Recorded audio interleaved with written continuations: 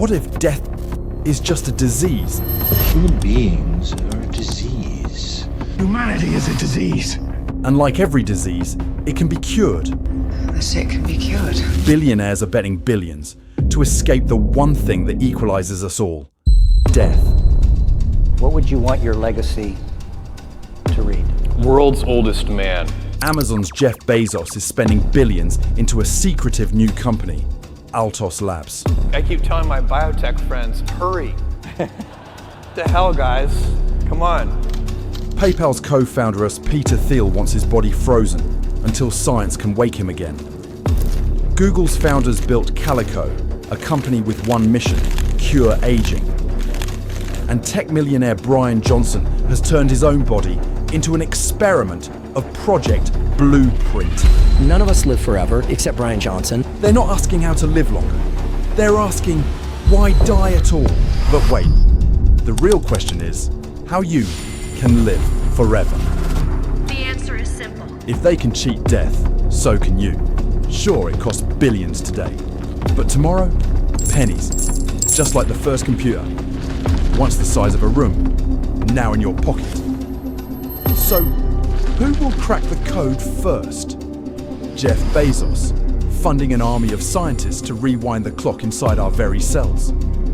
Or the Google founders, quietly running Calico Labs for over a decade, chasing one mission: cure aging itself? Or Brian Johnson, the eccentric billionaire who claims he's aging backwards? 3 men, 3 paths, one dream, living forever. Today, we dive into their secret worlds to uncover who will be first to defeat death.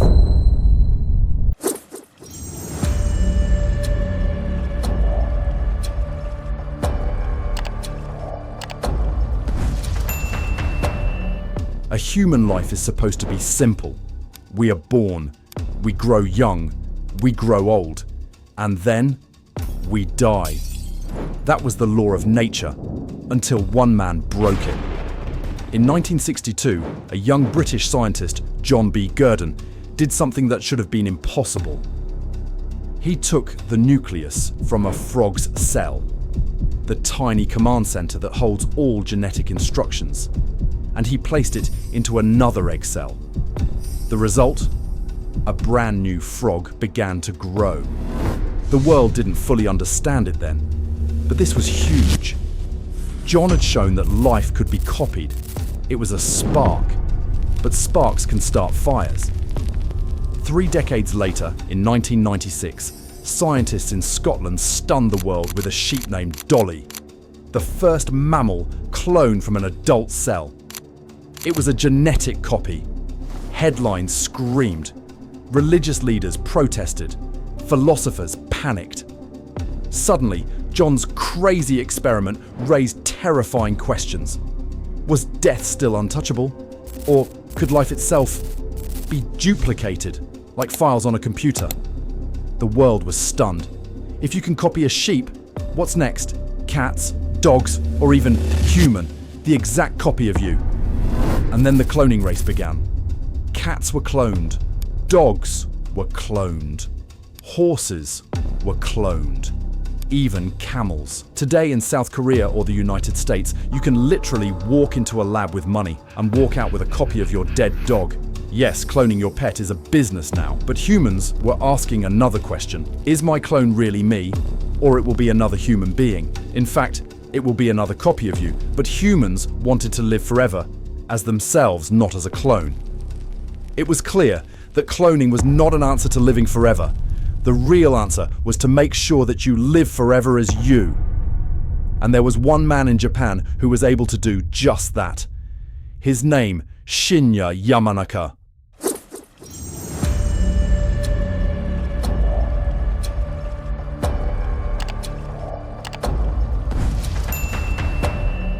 "1962 was a strange year because it shook the biology at its core.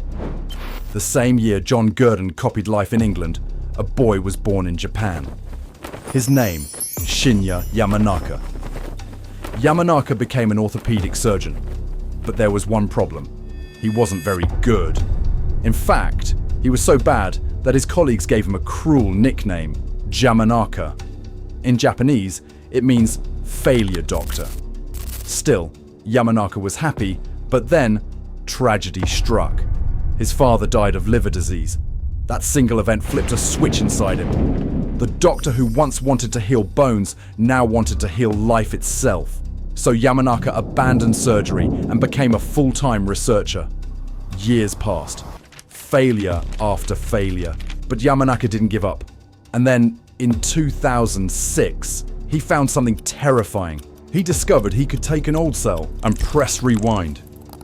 He turned the clock backwards. A cell from an old human could become young again. It was like finding the rewind button of life. Think about that. A 70-year-old man's cells acting like they're 20.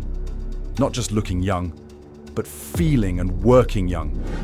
No death from old age and no death from organ failures. It is like living forever as a young and healthy person. This wasn't cloning. This was something bigger. This was time travel inside the body. The world was stunned. Some called it anti-aging. Some called it living forever.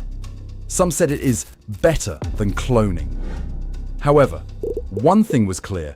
John and Yamanaka were winning the fight against death. And in 2012, they were awarded the Nobel Prize together.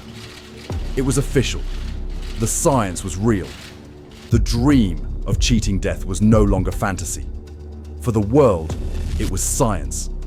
For billionaires, it was something else. The world called it a Nobel discovery. But billionaires gave it another name. A business plan for living forever.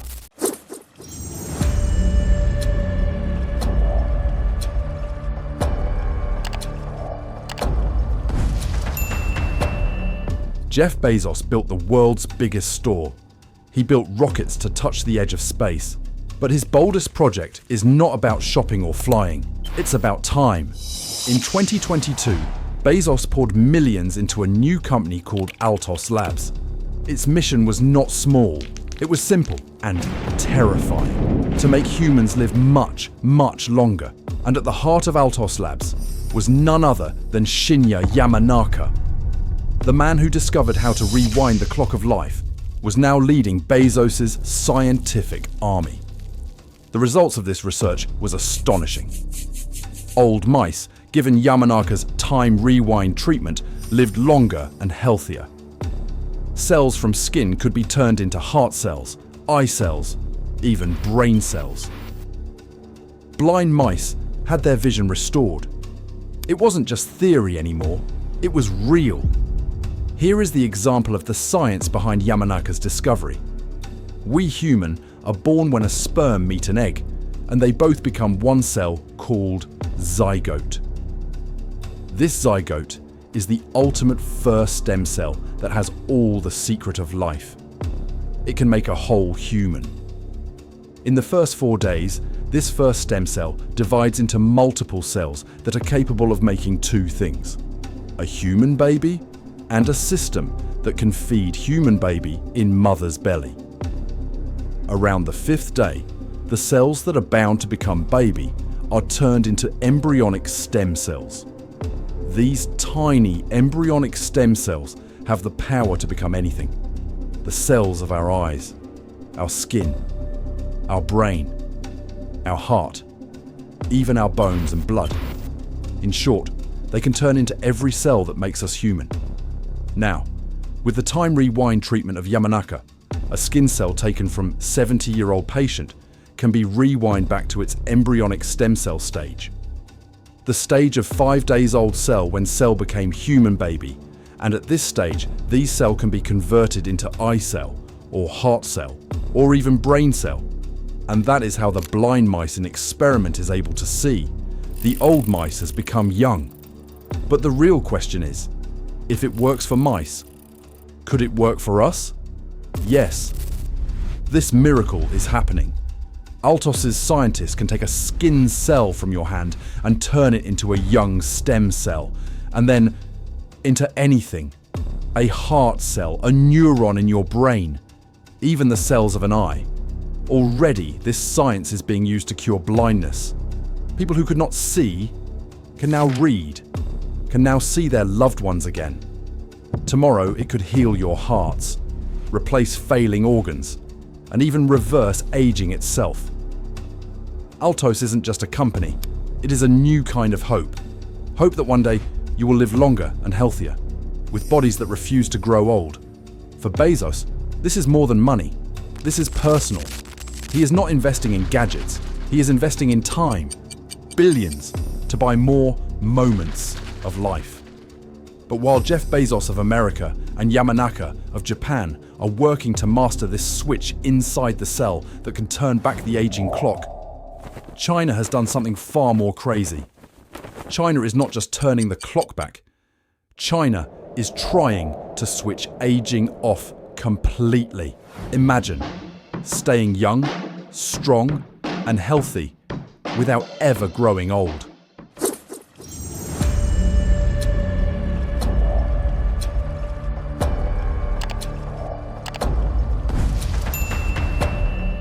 China is racing against time. In 2 decades, it may have one of the largest elderly population on Earth. For Beijing, defeating aging is not just science, it is a survival strategy.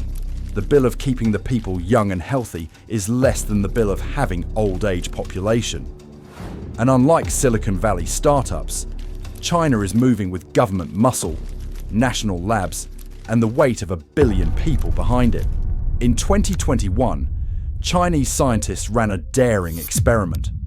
They used CRISPR to scan thousands of genes to see which ones controlled aging. They found one, Cat7, and when they turned it off in mice, something astonishing happened. The animals grew younger, stronger, and lived longer. For the first time, aging looked like a switch you could turn off. But mice are not humans. So in 2024, China went a step further. Scientists gave the common diabetes drug metformin to monkeys over a period of time. The results shocked the world. The monkeys aged slower, their bones stayed stronger, their minds sharper. For the first time in history, an anti-aging treatment worked in primates, our closest relatives. But there was a problem. As a human, you start losing muscle at the age of 30 and keep on losing about 5% muscle every decade. And this muscle loss accelerates significantly after age 60. Therefore, even Chinese scientists were scratching their heads to fix the loss of muscle. But in 2025 came another discovery. In aging muscles, a vital protein, SIRT5, simply fades away. Chinese researchers put it back, and old primates regained their strength. Muscles that were fading with age became powerful again. It was more than slowing aging, it was real reversal. From silencing the genes of decay, to rejuvenating monkeys, to building back the muscle, China has entered the race to bend time itself. The question is no longer whether science can do it. The question is, who will get there first? Altos Lab of Jeff Bezos or Chinese research facilities, or maybe someone else? Someone who has the spirit of Silicon Valley like Jeff Bezos and muscle like Chinese government. That someone can be the Calico Labs founded by Google's co-founders.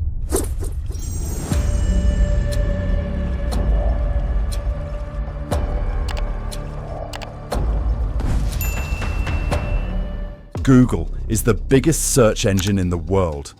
It organized the internet. It mapped the earth. It even changed the way we live. And now, it wants to change the way we die.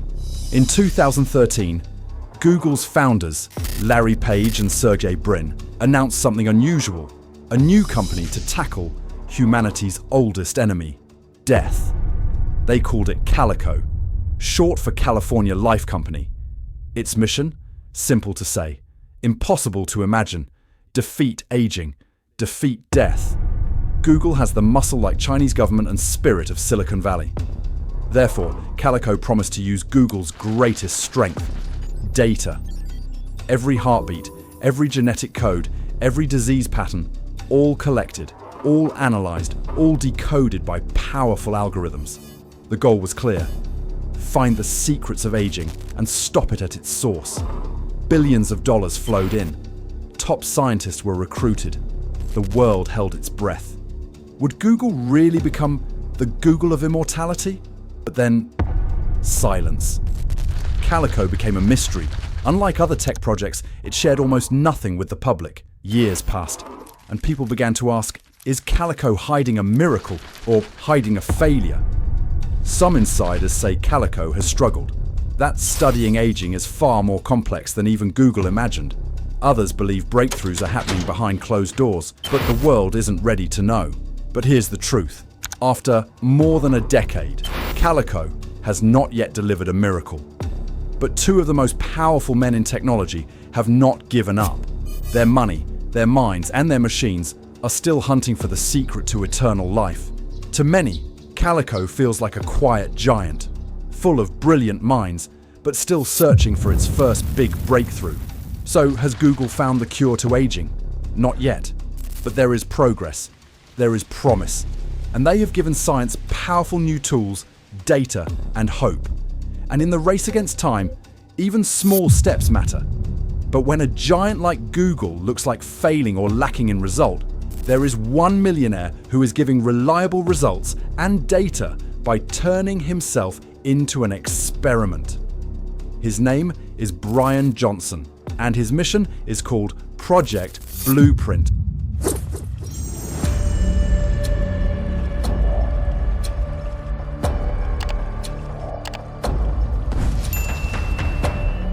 Meet Brian Johnson, an entrepreneur who once sold his company for $800 million to PayPal. But Brian doesn't spend his fortune on yachts, cars, or luxury islands. He spends it on one thing, his own body. He calls it Project Blueprint, a radical experiment to slow or even stop his aging. Every day, Brian eats the same carefully measured food. He goes to bed at the exact same time. He takes dozens of supplements, follows strict workouts, and tracks nearly every heartbeat, every breath, every movement. Brian is spending millions of dollars on this project. And the results? Shocking.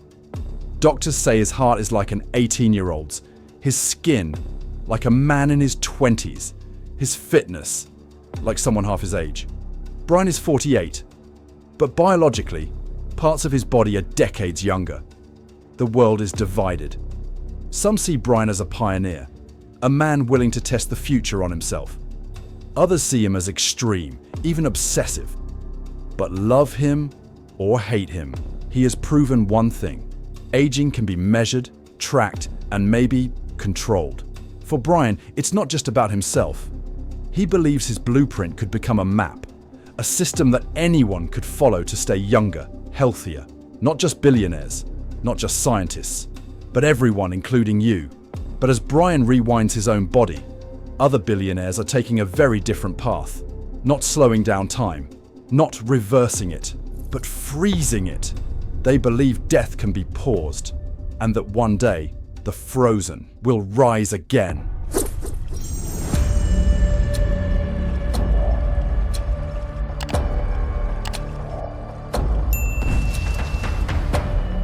What happens after your last breath when you die? For most of history, the answer was simple. You're gone. But there is a group of people who believe death is only temporary, and there is a solution to handle this temporary death. This solution is called cryonics. The idea is chilling, literally. The moment you die, your body is cooled, frozen, and stored in liquid nitrogen. Not for hours, not for days, but for decades, waiting for science to bring you back. The most famous place is Alcor Life Extension Foundation in Arizona, USA. Here, more than 200 bodies of humans and pets lie suspended in giant steel chambers. Over 1,000 more people have already signed contracts, ready to join them when their time comes. In USA, the most prominent advocate for cryonics is billionaire Peter Thiel, the co-founder of PayPal, an early investor in Facebook, a man obsessed with outsmarting death. Thiel has called cryonics his backup plan. Not against dying, but against permanent death. But cryonics is not just something happening in the USA. Countries like Russia and China are also offering this service. Russia has CryoRus, a company which provides complete cryonic services in the region, including freezing your bodies for future.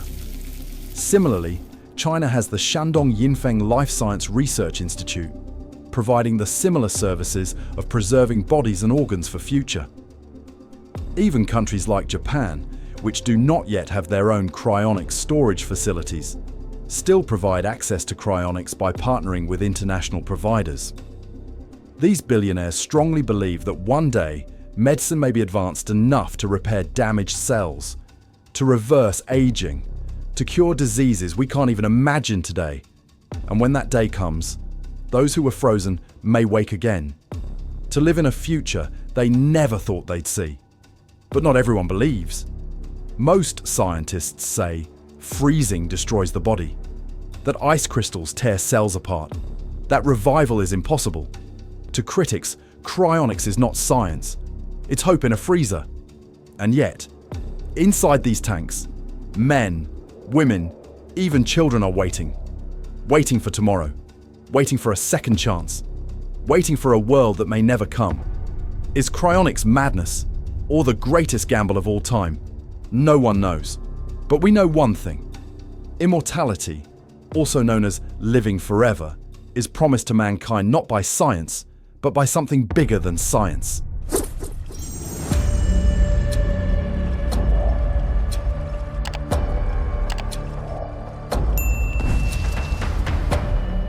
Death is at the heart of every religion, and usually we have two types of major religions: Abrahamic religions and Dharmic religions. Abrahamic religions include Judaism, Christianity, and Islam, and Dharmic religions include Hinduism, Buddhism, Jainism, and Sikhism. So, what if we ask one simple question from all these religions? What happens when we die? In the great Abrahamic faiths of Christianity, Islam, Judaism, death is not the end. It is a passage, a test. You close your eyes here and open them somewhere else. Still you, still yourself. Judged, rewarded, or punished, but never erased. Immortality. Here is the promise that the self never dies. You live forever, as you, in heaven or hell. So living forever is not just a science here, it's a matter of faith. However, in the Dharmic traditions, the story is different. Here, life itself is the wheel. You are born, you die, you return again and again, until freedom. Freedom means no more cycles, no more selves. The drop returns to the ocean. The flame is extinguished. Immortality, here, is not to live forever, but to escape the need to live at all. So, if you zoom out, you have two options. Option 1 is Abrahamic faiths of Christianity, Islam, and Judaism. This option is simple. You die, you're judged, you exist forever in heaven or hell. Here, living forever is simple. Option 2 is Dharmic faiths of Hinduism, Buddhism, Jainism, and Sikhism. This option is a bit different. You die, you're reborn, repeat, until you achieve freedom. But what is this repeating cycle of birth and death, and what is freedom? It is simple. Think of it like being stuck on a spinning wheel. Each spin is a new life. Rich, poor, happy, sad, human, animal. The wheel never stops unless you break free. Being free equals stepping off the wheel. So, is freedom from this wheel is the same as continuing somewhere else? Not exactly. In Dharmic religions, freedom means the end of individuality. You are no longer reborn, no longer you as a separate individuality. You dissolve into the ultimate truth. In other words, you will remain forever, but in a different form. But in Abrahamic religions, you remain you forever. Your identity, memories, relationships continue in heaven or hell. Hence, you live forever. So, here is the ultimate reality. Science is building its machines. Billionaires are funding their labs, and we are chasing immortality in glass and steel. But perhaps the oldest truths were already whispered in mosques and scriptures. That life does not end. It only changes form. And in the end, the real question may not be, can we live forever? But rather, what kind of forever do we seek?